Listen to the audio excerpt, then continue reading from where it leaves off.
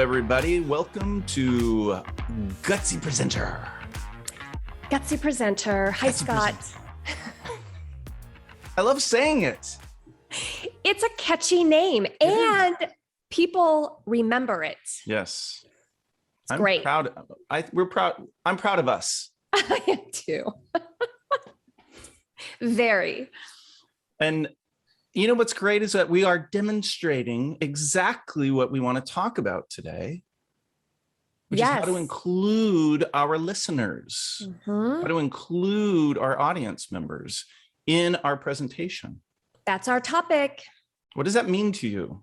That means not talking at the audience, it's talking with the audience. Yeah. That's what it means to me.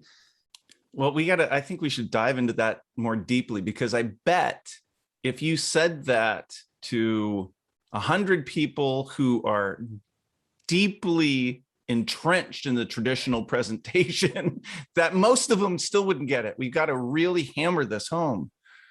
Well, let's paint a picture. Let's make it happen for sure. How do we do that? Well, the first thing that comes to my mind is when we are talking at an audience, we're really, really focused on ourselves and our agenda and what we feel we need to accomplish during the presentation. We are focused on the slides. We're probably reading the slides word for word to the audience, and the audience is shutting down. There's no engagement. We're not getting them involved. Yeah. So if we're not engaging and pulling the audience into having a conversation, we lose them. Yeah. So often it is also an obsession with the content in a weird way. How so? You know what I mean? Well, if you're going to be inclusive, you've got to spend some of your mental energy on the listener. You've got to devote attention to the listener. And if your thought is, to be successful here, I've really got to articulate this idea. I've got to get this information across. That's only part of it. I mean, if you can have all the great content in the world, but if you aren't absorbing what your audience is doing and how they're receiving it, it's just not as impactful. That is absolutely one aspect of including the audience. Yeah. I have another one that I want to add. Yeah, go for it. And this is around especially even when you start out the gate, when you start the presentation, do something creative that will include the audience. Yeah. Stay away from the traditional, boring, expected introduction. I am Jennifer, I'm a coach, whatever, boring. Ask them a rhetorical question, pull them in, get them to start thinking, get them involved. And it could be a, did you know, rhetorical question, or have you ever, or when's the last time? Give them something that automatically pulls them into the presentation. It's making it about them, and it gets them to start thinking. I think it's a little harder than it sounds sometimes, because people will do things to include the audience, or let me use the other word, involve the audience. Okay. Involves the audience talking or doing something physical, clapping their hands or whatever it might be. Sometimes that stuff can feel really contrived. I'm not a fan of it.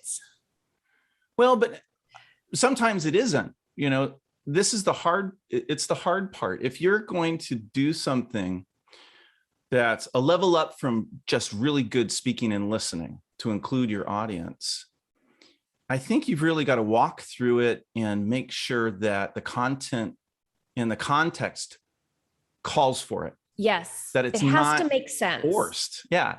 Right. It must be practiced. Yeah. I would practice it on someone at home or a colleague. It must be practiced, at least until you know you're pretty good at it. Yeah. Yeah. Well, we'll involve them through Q&A. There'll be a Q&A period at the end. You know how I don't like that, Jen. I don't like. Well, No, no. And Scott, it's because I believe you've mentioned this before. Our brains are not wired to hold on to a question. Yeah, forever, right? Suspend your thoughts, everybody.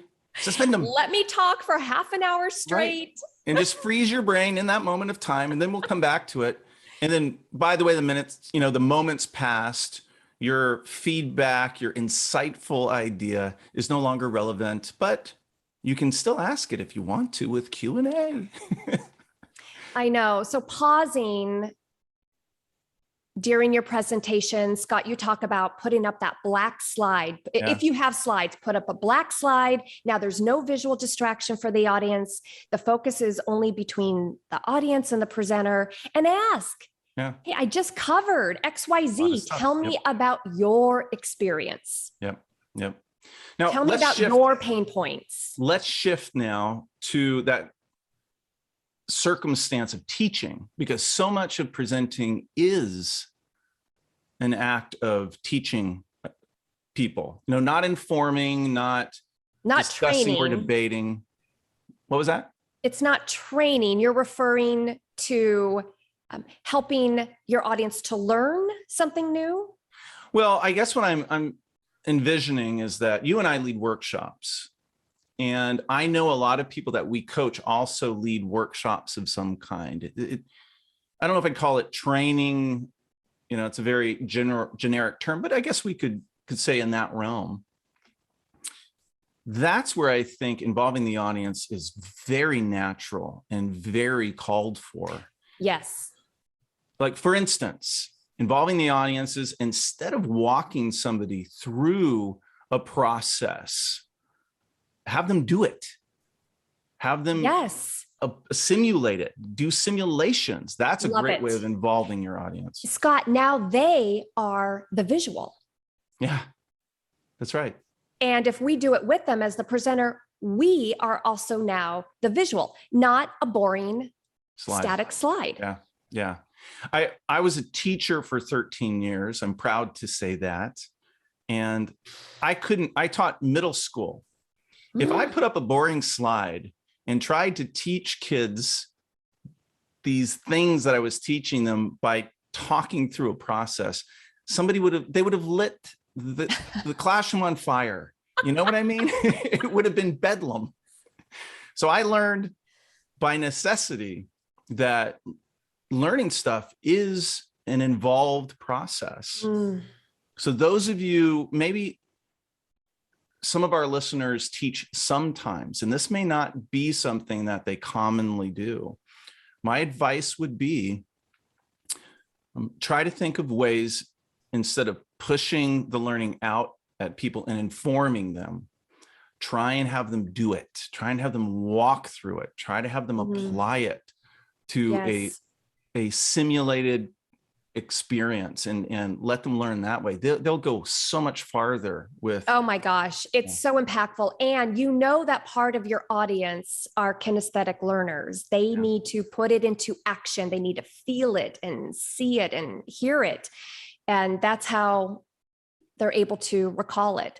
Yeah. Yes. And I'm also going to add, because I actually touched a nerve when I said this, my own nerve. My nerve? Are you seeing my nerve? When you are leading a meeting, please don't do all of the talking. Use this format of including your audience, because if you're leading a meeting for a team, that is your audience. Yeah. Get them included, get them talking. Okay.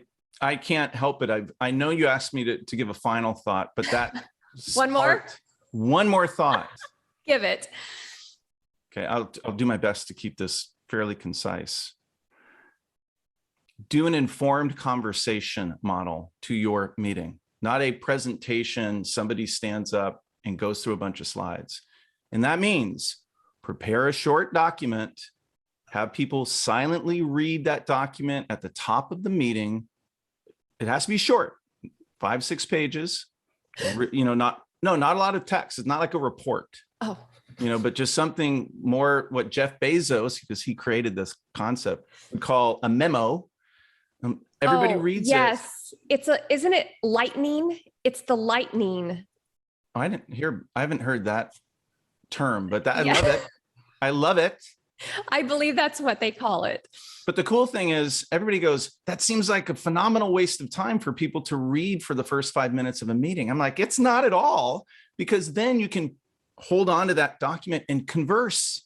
Yes. And nobody's sitting there dominating the time. And let me guess, it has bullets, it's clear, it's easy to follow. Yes. It's not a dense document. Okay, good. Yeah, not a dense document. And it's not too sparse either. I mean, you don't want to hand out stuff that's kind of really cryptic stuff you would use as a visual aid. It's got to have enough meat to it that people can read it and kind of get it. Okay. So it's kind of a middle ground. Thank you. Thank you for inviting me to share that, because it was always, Scott, that's what we do for each other. Once you said that, I was like, yes, informed conversation. It is a great approach. Yes. Yes. It is. All right. Next week. Next week, we have our gutsy guinea pig. We have Ashley Faust. Yep. She's a dear friend. She's wonderful too. Marketing energy is what I think about when I think of Ashley. So we'll get to work with her. Wonderful. Okay, everyone. Thank you for tuning in, and please check out Gutsy Presenter. And hey, if you like this podcast, go to Apple Podcasts, go to our podcasts on Apple and like it, comment. All that helps us get the word out. We really appreciate it. Thanks, everyone. Appreciate you. Bye-bye.